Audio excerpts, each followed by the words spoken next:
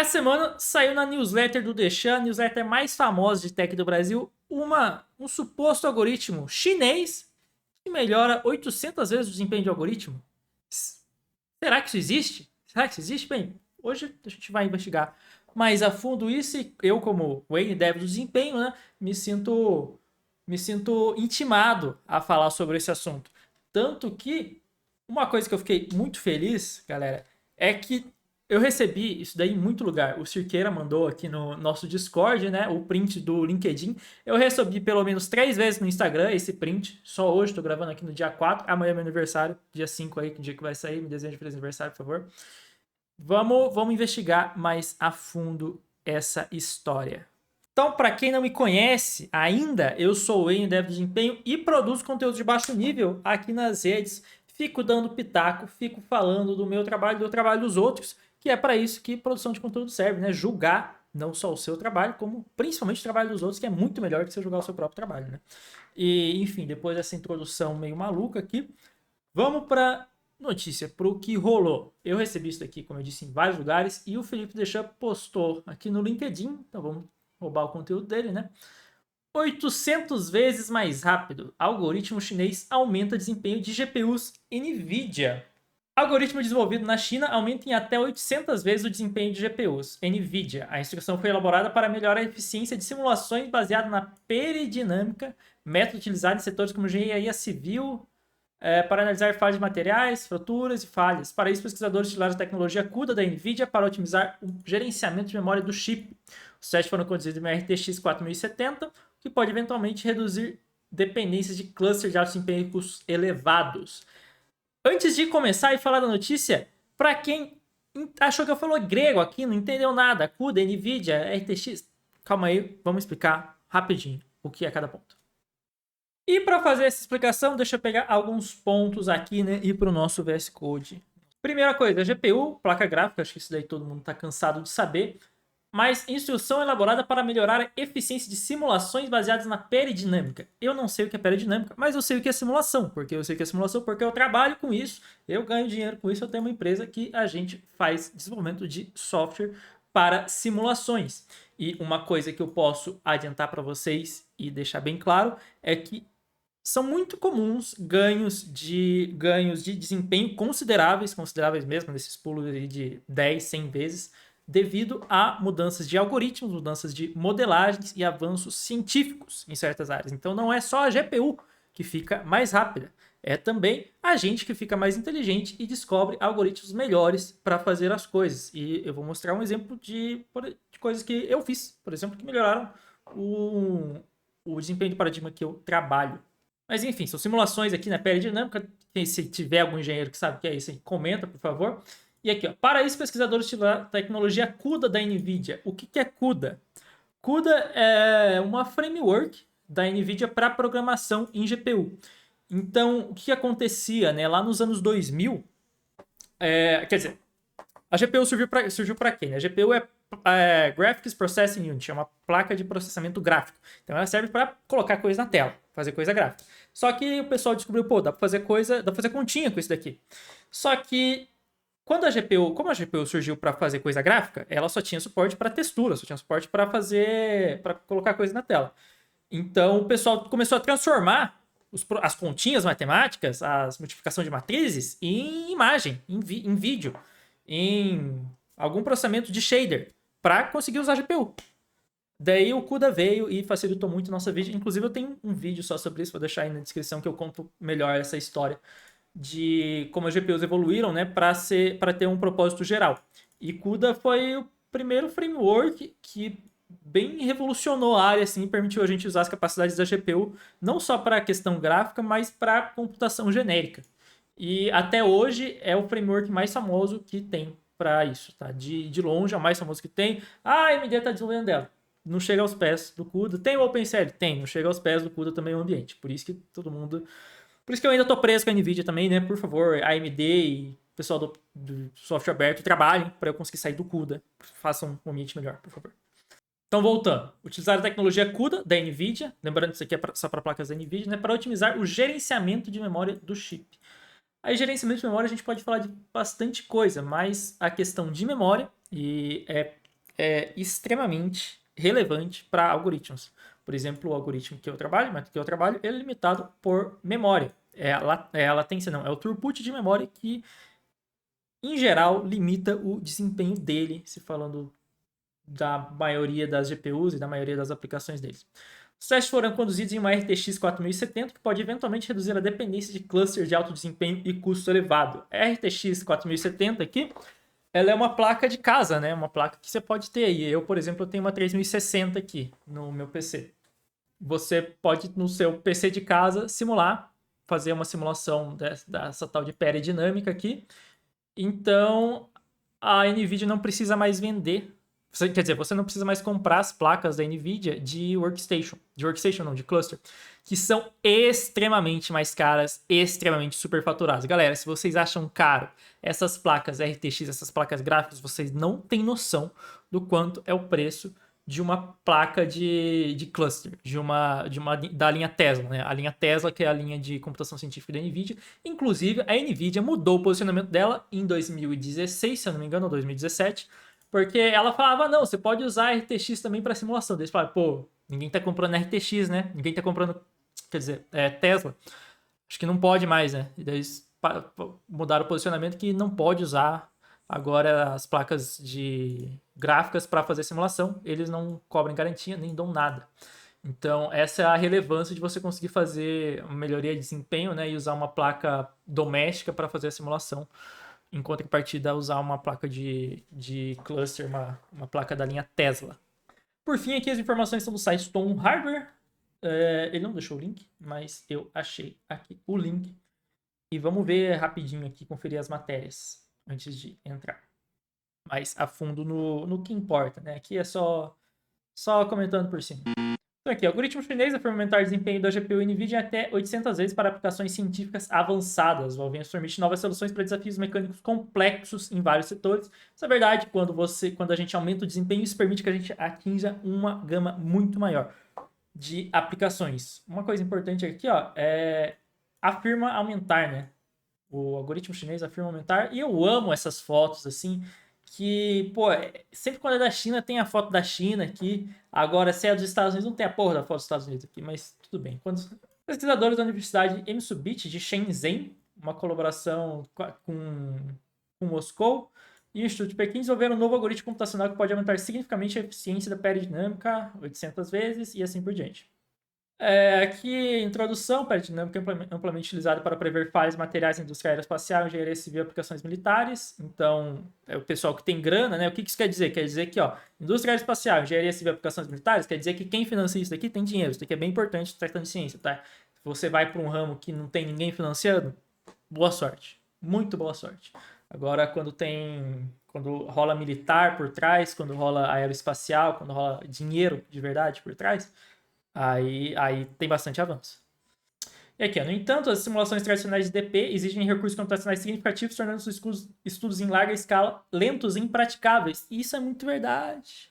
Isso eu vivo, galera. Eu vivo, eu sei como é isso. A gente conseguiu mudar esse cenário na minha empresa. E tempo, se tratando de simulação, tempo é você melhorar 5 vezes, 10 vezes, ou nesse caso 800 vezes, é a diferença entre você conseguir fazer ou não uma simulação, entre viabilizar ou não uma aplicação para a sua simulação, entre a sua empresa, o seu negócio ter sucesso ou ter falha. Então, desempenho é muito crítico. E aqui, a tecnologia CUDA para design de algoritmos de gerenciamento de memórias, construção ganhos em até 800 vezes. Isso daqui, né, eles falam de até 800 vezes porque provavelmente o melhor caso foi 800 vezes, né?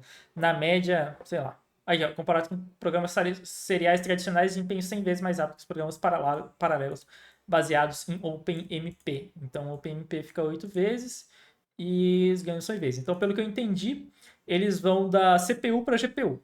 Tá? Em simulações de grandes escalas com milhões de partículas, completou 4.000 etapas iterativas em 5 minutos. Para problemas de tração uniaxial 2D de alta escala, isso daqui é relevante. Processou 69,86 milhões de iterações em menos de 2 minutos usando precisão única. Isso daqui é bem relevante, tá? Por que eu digo? Tração uniaxial de 2D de alta escala. Eu não sei como é a aplicação disso daqui, mas eu sei da minha. De 2D O mundo é 3D, tá? O mundo é 3D. Não existe 2D no mundo. Então, a gente tem que simular em 3D no final do dia. 2D é uma simplificação. E eu não sei se nesse mundo de simulações eles trabalham com 2D ou com 3D. No nosso, a gente tem que trabalhar com 3D. São casos muito específicos que dá para fazer com 2D. E isso pode mostrar uma limitação do software. Em que sentido? Que, pô, se o negócio consegue simular em 2D, será que para pular para 3D é tão fácil? Será que ele consegue manter esse ganho de desempenho em 3D? Não sei, será que esse caso de uso aqui já é um caso de uso real? Já dá para tirar resultados daqui e aplicar na indústria? Não sei, tudo isso fica a se provar.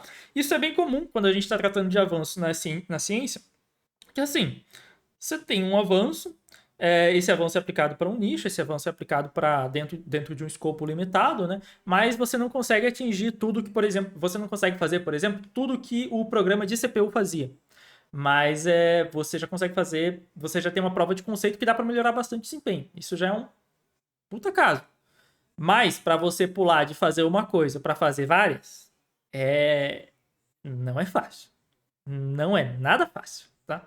Não é nada fácil porque a GPU, o jeito que ela funciona é bem diferente da CPU. Tem algoritmos que funcionam em CPU que são impossíveis de fazer em GPU. E então tem que tomar um certo cuidado com isso, tá? E vamos continuar aqui. Eficiência computacional aprimorada significa que os pesquisadores agora podem realizar simulações em GPUs de nível de consumidor.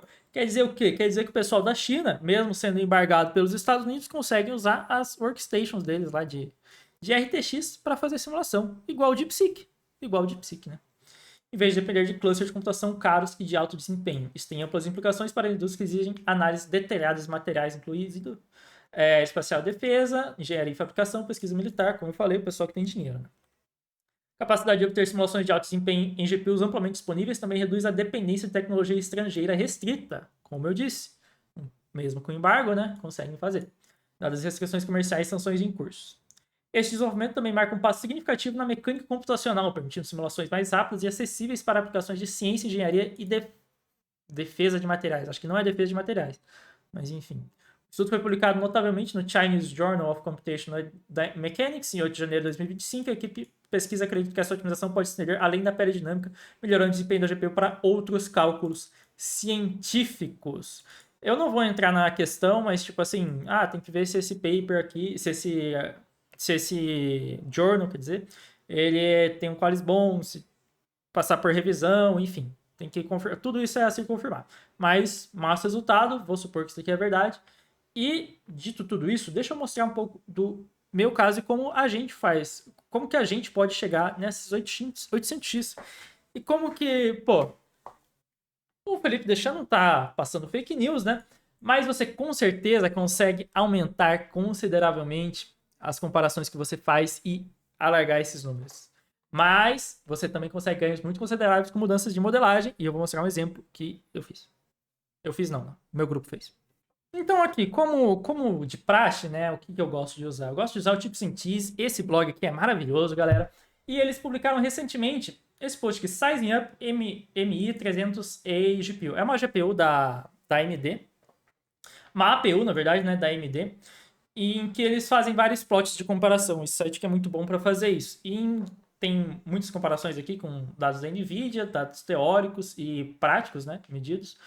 Throughput de memória, continha, quanto faz, mas eu vou para a minha aplicação direto aqui, que é o que me interessa. FluidX 3D. Já falei isso algumas vezes, quem é mais velho no canal deve saber. Esse software aqui, ele é um solver de LBM. LBM é o quê? É um método para simulação de fluidos, que é o que eu trabalho, é o que eu desenvolvo. E esse software, por ser open source, ele é muito utilizado, e por ter um foco muito grande de desempenho, ele é muito utilizado para benchmarks gerais. O Chips and Cheese ama o FluidX 3D. E aqui estão alguns dos resultados deles, né? Para simular escoamentos. E uma coisa que eu quero que vocês se atentem aqui, ó. Isso daqui é a medida de desempenho que a gente usa. Milhões de atualizações por segundos. Então quer dizer que durante um segundo, essa GPU aqui, ela atualiza 21 bilhões de nós. É muito nó, é muita atualização, tá, galera? Aqui, se a gente está falando de rodar 4 milhões ali em alguns segundos, esse daqui, 4 milhões, ele roda em 0,01 segundo, sabe? É muito rápido, é muito rápido. Mas dá pra ver que é para essa GPU aqui, né? Quando a gente cai aqui, por exemplo, para a Tesla K80, que é uma GPU já antiga, cai para 917. A gente tem só mudança de modelo, 20 vezes de perda de desempenho. Então, aqui é uma comparação, né? A mudança de arquitetura. É muito difícil você comparar diferentes arquiteturas, diferentes processamentos, porque você tem essa diferença, né? Mesmo sendo GPU e CPU, mesmo assim é complicado você comparar. Os algoritmos são diferentes. Agora, dentro de uma mesma GPU, você pode ter diferentes representações. Porque, por exemplo, isso daqui ele usa floating point 32. O famoso float aí de C. Agora ele tem uma outra representação que usa floating point 16S. E nesse caso aqui, ó, foi de 21 mil para 32 mil. Então, um ganho de 50% aí de desempenho só para eu mudar uma representação. E aqui, né, comparando com a H100 da NVIDIA, que é a última que eles têm, dá para ver que tem um ganho considerável. Aqui, outro formato ainda que é FP16C, se eu não me engano é um float point 16 customizado. Vai para 27, mesmo assim tem um ganho considerável, né? Aqui vai ter outros casos, mas era esse que eu queria mostrar principalmente.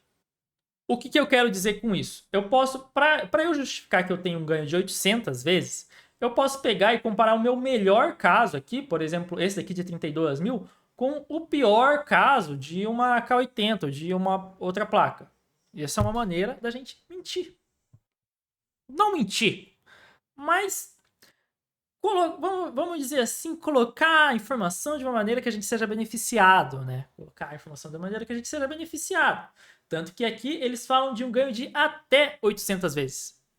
Qual que é o ganho médio? Não sei. Deve ter no artigo? Deve ter no artigo. Vou achar o artigo? Não. Se alguém quiser achar aí, mandar, obrigado. E agora, vamos aqui para o site do FluidX 3D e mostrar todos os casos deles que eles têm, ó.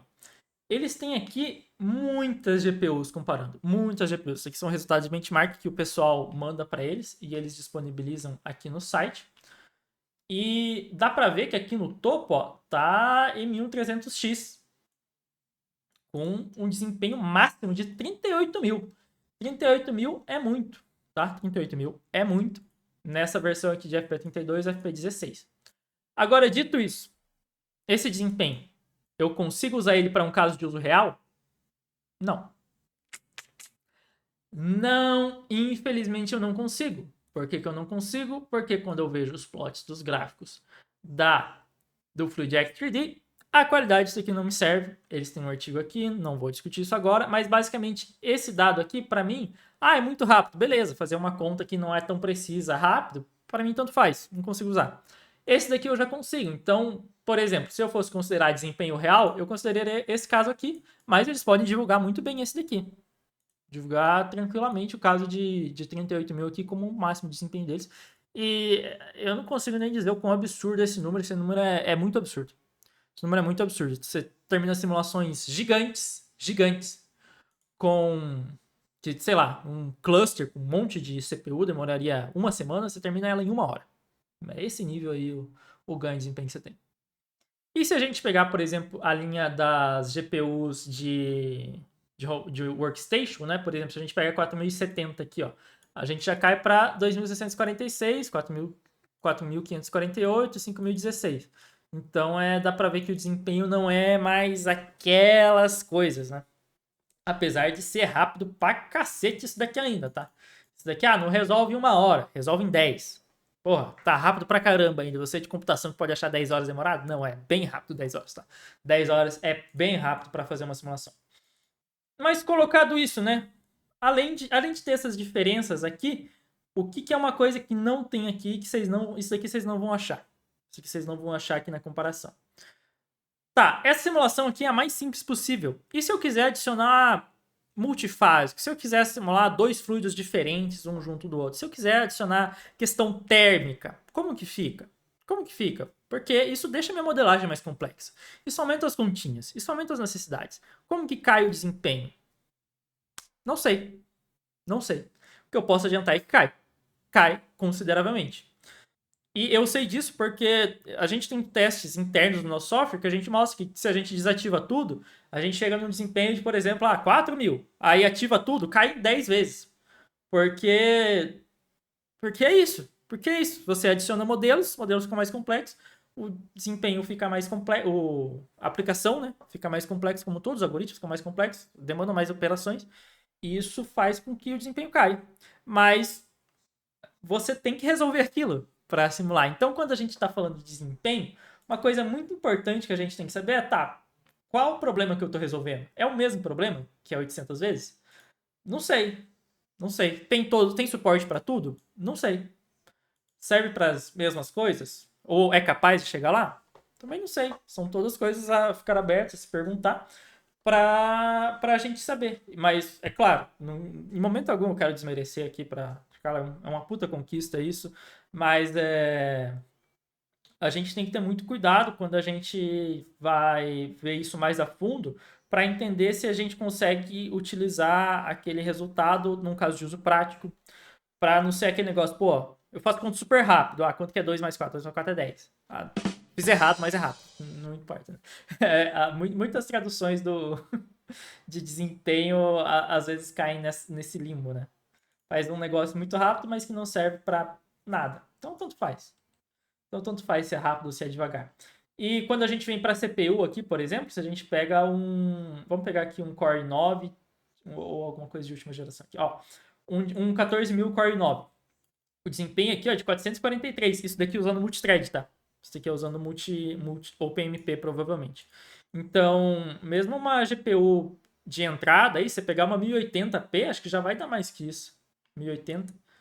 Aqui, ó, uma 1080 já dá 1600. Já dá mais que uma CPU da Intel da 14ª geração.